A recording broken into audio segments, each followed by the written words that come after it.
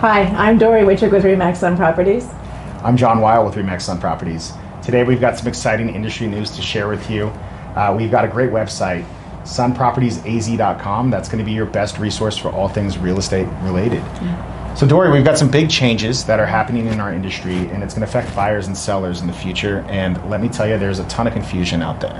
Yeah, I've heard that as well. It's confusion for the customers, for the realtors, but I think most especially for the media. Always the media, and I keep getting the question, I hear your commission rates are going down. I've heard that too, and actually that was never what this case was about. Although there might be some long-term effects of commission rates, what this was always about was that commissions were always negotiable and still are. On both the buyer and seller's side. Yeah. This issue stems from a class action lawsuit brought in Missouri. Throughout the fall of 2023 and the spring of 2024, it became apparent to the National Association of REALTORS and some of the larger brokerages, including REMAX, that it was just time to settle and let the industry work towards new procedures that would be more clear for buyers and sellers. So in August of 2024, those major changes came about. Arizona actually started all of it on August 1st, and the rest of the country followed on August 17th. So what do buyers and sellers need to understand as we move forward? You know, there are basically two elements that came out of this lawsuit that are most crucial. The first is that is how buyer brokers are paid, the relationship they have with the buyer and the agent. The second is about the disclosure of that information.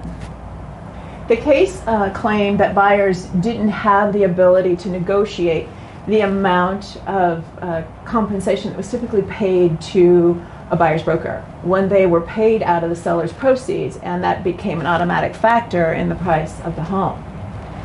So where are we at now?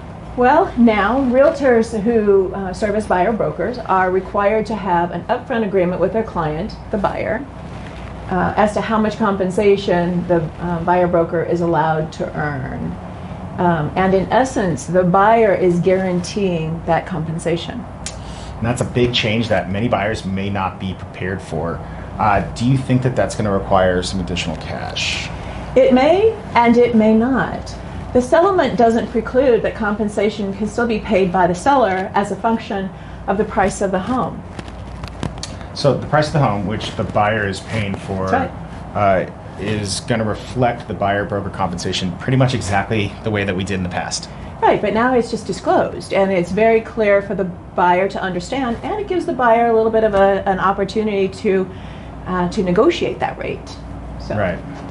It's just now fully disclosed. And keep in mind that the seller may not want to pay that compensation from their proceeds, and they may wait for a buyer that's willing to compensate their broker directly. Do you anticipate that kind of slowing down the time it takes to sell a house? I don't think that's going to change the industry much, but perhaps, you know, in an individual setting, that's the buyer's prerogative, what they want to do. Yeah. So who do you think this is going to impact and affect the most? Well, it won't affect cash buyers. In fact, they might be able to negotiate a better price with the seller if they can compensate their agent directly. So the folks who finance, the people that are getting a loan, we think they might be affected the most? Yeah, that's likely. If folks have been saving up their cash for the down payment and the closing costs, and now they need to compensate their broker, this might affect them. But that compensation, it can still come out of the seller's proceeds if that is negotiated between a buyer and a seller. Yeah, and the buyer is paying that price. So yes, it can happen that way. So whenever you see it on the media, it sounds very confusing, but you're making this sound a lot more simple than it's been made out to be. In essence, it is. And yeah, there's so many different elements that the media is talking about, and I think making it a little bit more confusing. But you know, it's up to the realtors to manage this and to manage the paperwork and the disclosure and to describe what's going on for their customers to understand.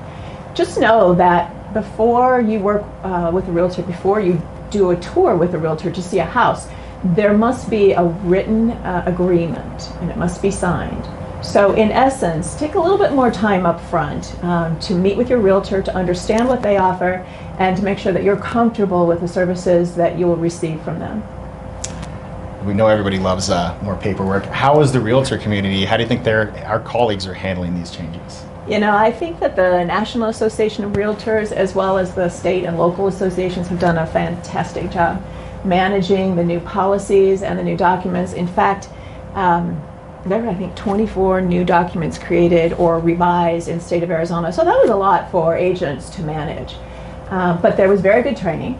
And there are many questions, but the Arizona Association of Realtors Legal Counsel has done a great job of being available to answer those questions, and there have been a lot of classes. And here at REMAX Sun Properties, you've done a really good job preparing our agents and our team for these changes. You know, I feel very confident as an agent to go out there and to help my clients and our clients work with these new changes. If anybody's looking for some more information, where can they find that? Well, as always, Beth's done a great story about these changes on our blog. And within that story, there are 2 links for documents that explain the buyer side of this and the seller side of this. So do go find that story at sunpropertiesaz.com and click on those links. Some great resources there, and Beth always does a great job. Thank you so much for joining us. Thank you.